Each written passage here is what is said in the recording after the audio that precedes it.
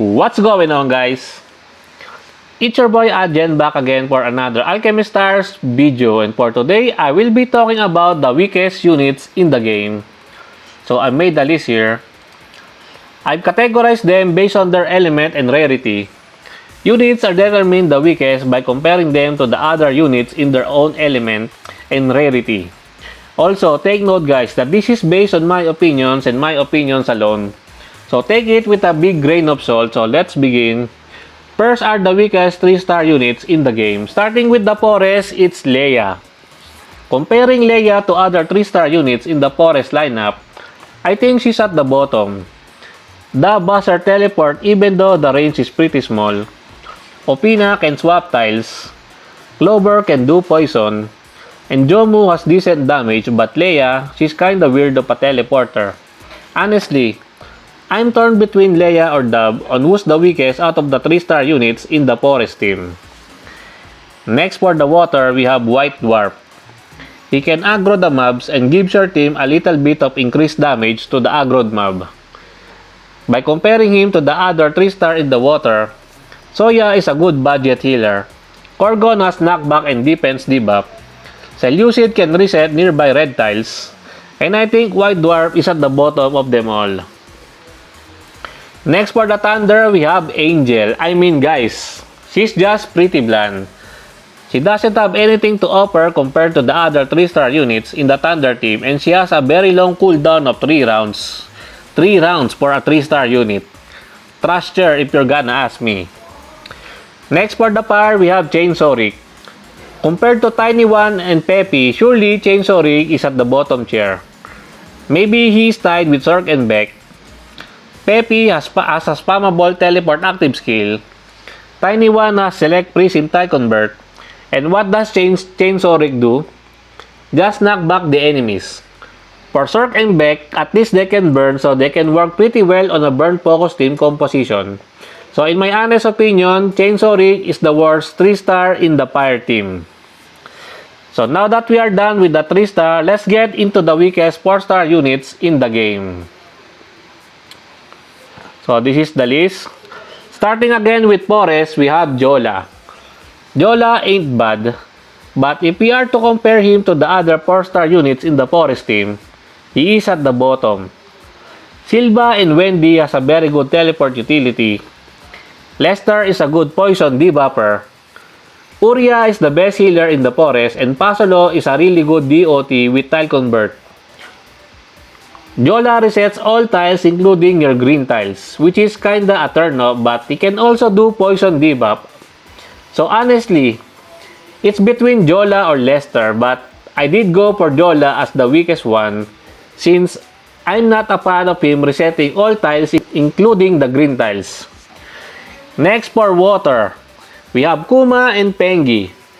This is the hardest part where I had problems on choosing who's the weakest 4-star in the water because if you guys didn't know, water has the most 4-star units in the game. They have 8 4-stars and I chose Kuma and Pengi as the worst of them all since their active skill is kinda meh and it has a long cooldown of 3 rounds. And that is my reasoning why I chose them as the worst 4-star unit. Next we have Thunder. And I chose Lilium. She is not badass per se, but comparing to the other 4-star Thunder units, for me I think she's the weakest. She is good if you tandem her with Rabi, but only few players uses that combination on the team. Moving on to the Fire's weakest 4-star unit, we have Patty and Patsy. Other 4-stars have their niche uses. Chandra is the queen of Nitium farming. Alice is your budget healer if you don't have Nobio. Giovanni Boom is a good tile resetter with burn debuff. Brock is a good for aggroing mobs. Nails is a very good DPS unit. But for Patty and Patsy, I think they're the weakest out of the 4-star Fire units. So now that we are done with the low rarity ones, we now move on to the juicy parts. The 5 stars. Okay, so starting off for the weakest 5-star unit for the Forest team is Dawn. Dawn is the very first welfare unit. I'm not saying Dawn is that weak, But comparing to the other 5-star forest units, I think she is the weakest. I am actually torn between Dawn and Robin, but I decided to go with Dawn. Most of the 5-star units in the forest lineup are all pretty good except for these two. Odie is the queen of poison debuff. Pac and Shikari are very good tile converters.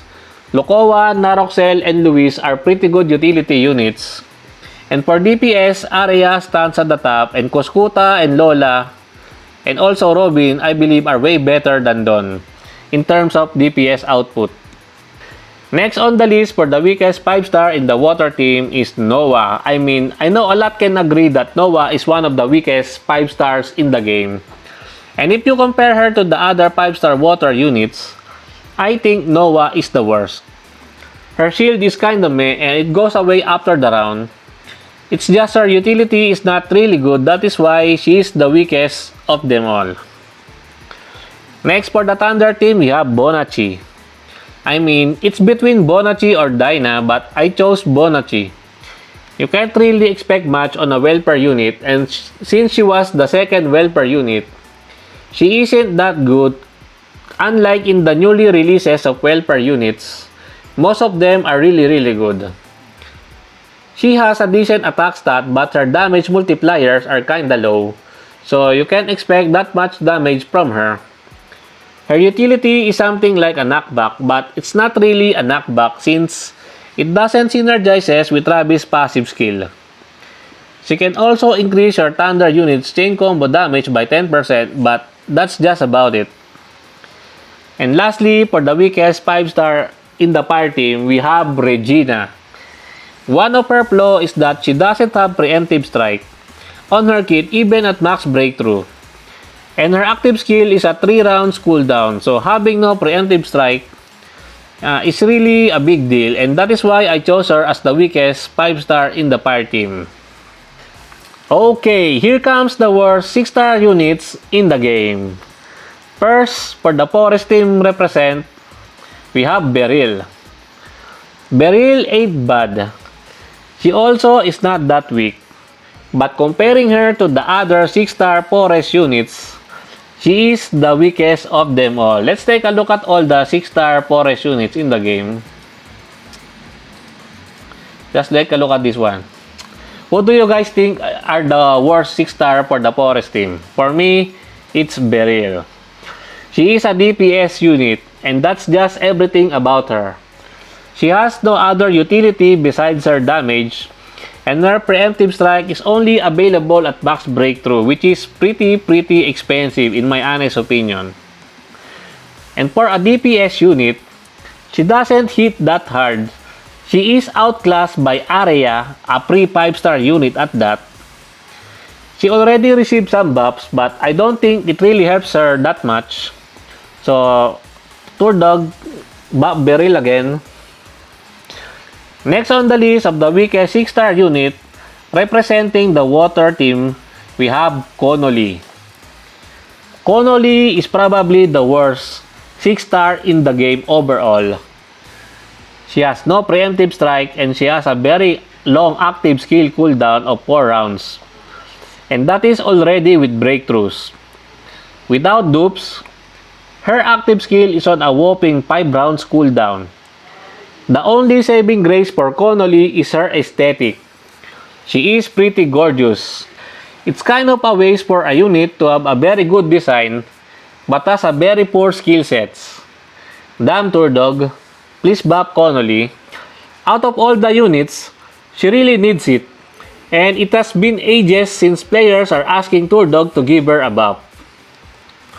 Anyways, moving on to the weakest 6-star for the Thunder team, we have Rat.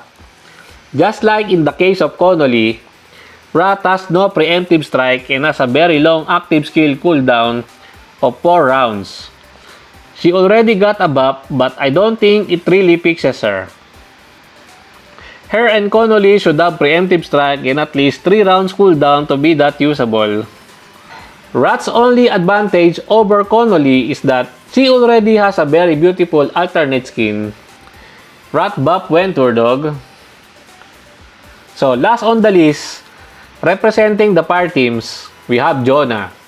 You might be asking, why Jonah and not Crossfire? Honestly, it could have been either of the two. I'm not saying they are bad. In fact, they both are S tier in my tier list. It's just that comparing them to the other 6-star fire units, they are kinda underwhelming and they don't have any other utility other than damage. And that's just about my list on the weakest units in the game. And that's it for me for today, guys. I hope you enjoyed this video. Please leave a like and subscribe. I would really appreciate it if you could help me grow my channel more. And thank you to everyone who are supporting my channel. I appreciate every one of you. Until next time, peace!